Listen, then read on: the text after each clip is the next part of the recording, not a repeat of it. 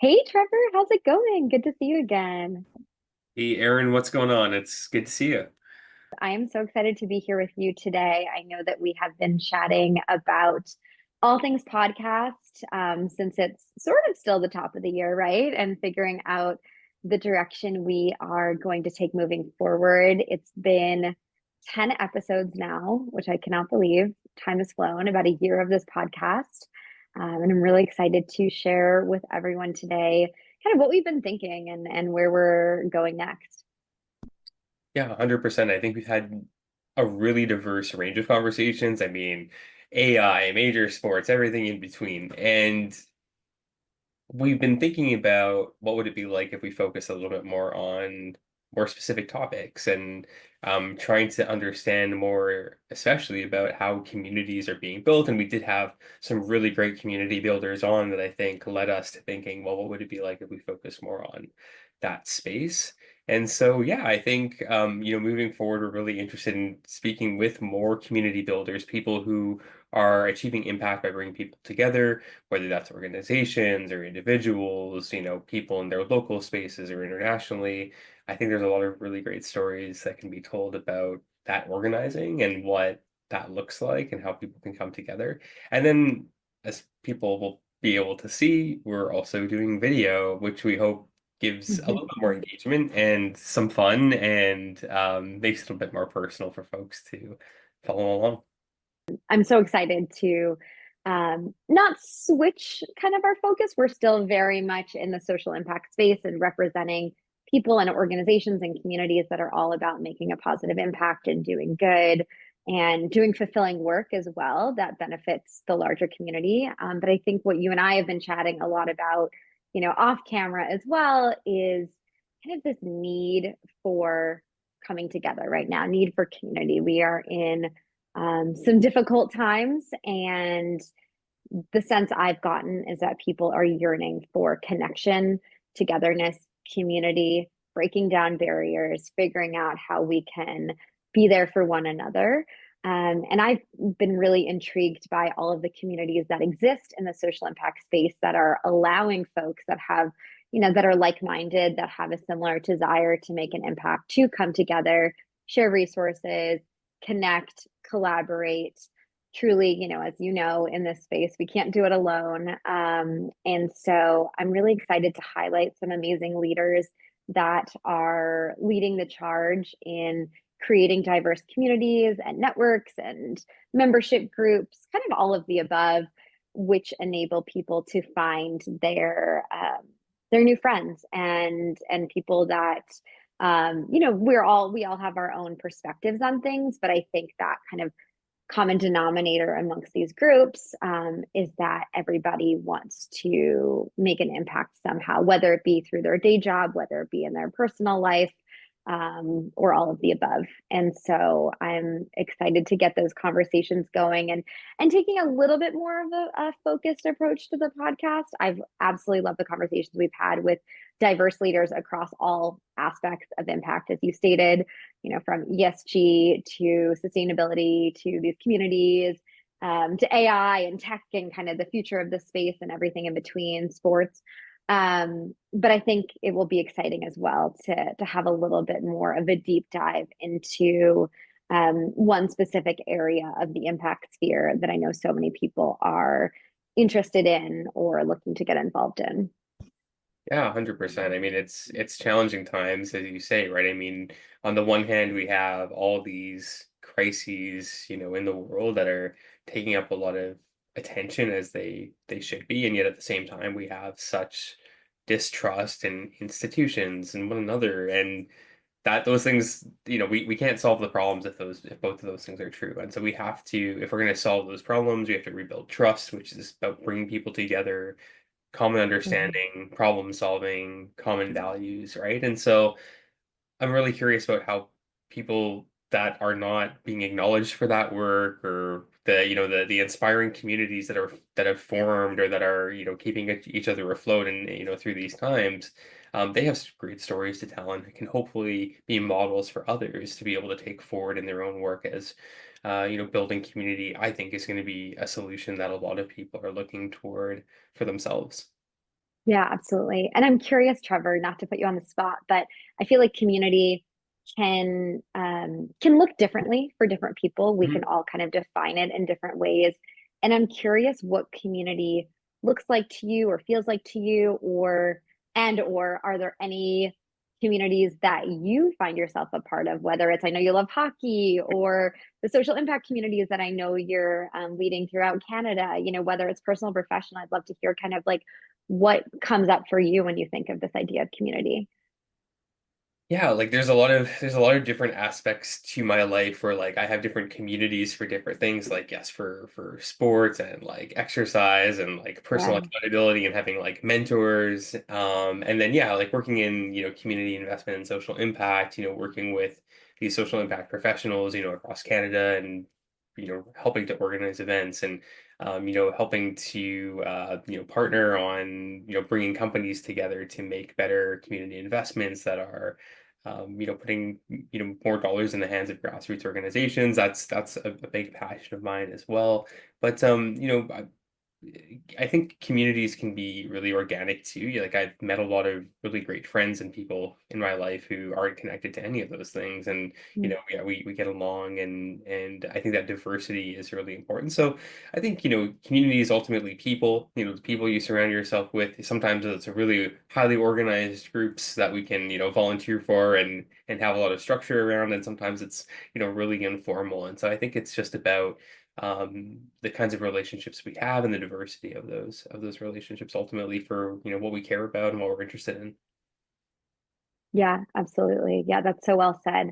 And I love how community shows up differently in different parts of our lives. And I appreciate what you said too. It doesn't need to be something structured. And as we go about these conversations with different, leaders of impact related communities. I don't want anyone to feel like there are barriers to being part of a community or creating a community. Of course, there are some, communities out there that might have a membership fee or there might be a requirement or something that you need to do to enter. But like you said, communities are organic and we can all start our own. I know that so many impact leaders that I've connected with saw a void and that's what encouraged them to create a community, whether it's a LinkedIn group, whether it's a group that meets on Zoom once a month, maybe people that connect in person in the local community, or something larger and more robust. There are so many different ways to involve yourself in groups of like-minded people, or groups of people who have diverse perspectives in order to expand your mind and grow as a person by hearing from people who might not have the same life as you or the same perspective or belief as you. So I think that community is about bringing people together, but you don't need to be the same carbon copy of everyone else in that community, which I think is really unique as well. And it just makes me think about, what did community look like when we were younger? I think about in school or in university, there's like clubs and societies, and I feel like those are like the beginnings of communities, right? Like I forget if I told the story on this podcast or somewhere else, but I remember in college, my first year, there was an activities fair of all the different clubs and societies you could sign up for. And I was so excited by all the opportunities that I literally signed up for almost every single one, to the point where like I would go to some and I was like, this is not like what I expected. Like I think I just didn't read the fine print enough. I was like, this is a great group, but like not what not what I was looking for. But I think it can be exciting. I think I was looking for that community, right? I was looking for people that had similar interests or wanted to explore the same thing.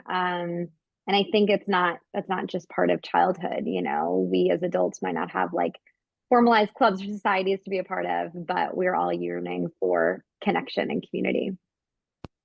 Yeah, 100%. I'm I'm a lot like you. I mean, I signed up for all the clubs, really like have lots of different interests. And that's why I say like I have lots of, sort of like different communities for different things because there's like so many interesting things. And sometimes, communities aren't, forever. Like sometimes you come together for a purpose and you achieve it and like that's great. And I think about like the accelerator programs I've been in with like other business leaders where like we had like goals and we were able to like come together and meet them and like, obviously, when that program ended or those programs ended, we went different ways, but like, it's still like fond memories of things and an example of community coming together. And so yeah, it can really look like all sorts of different things. And I think the great thing about it is there's so many communities all around us everywhere for people to find. I have friends that are in book clubs, friends that play Dungeons and Dragons on weekends, friends that go and watch, independent films together and Mhm. critique them. Like there's so many different things you can do. And then, within our space, within social impact, I think one of the things, we're hoping to do through these conversations is like give people windows into other opportunities to engage with some communities that they might not know about where they can both plug into their personal interests, but then maybe also their professional interests too, if they're working in community investment or for a charity or in a space where this is really complementary to the work they're doing. Without community, it's pretty much impossible. So I'm just wondering, like, how has that looked for you, and do you mind like sharing some anecdotes about that? Yeah, no, those are all great points. And, I was going to say that while the social impact space can feel like very connected, sometimes, I'm on LinkedIn, I'm like, wait, I know that person. And how do they know that person? And it's all like one big family. It also can be really challenging to navigate, especially for folks that are new to the impact space or maybe are, on the outside looking in. Maybe they don't necessarily want to work professionally in the space, but they want to get involved philanthropically in their free time.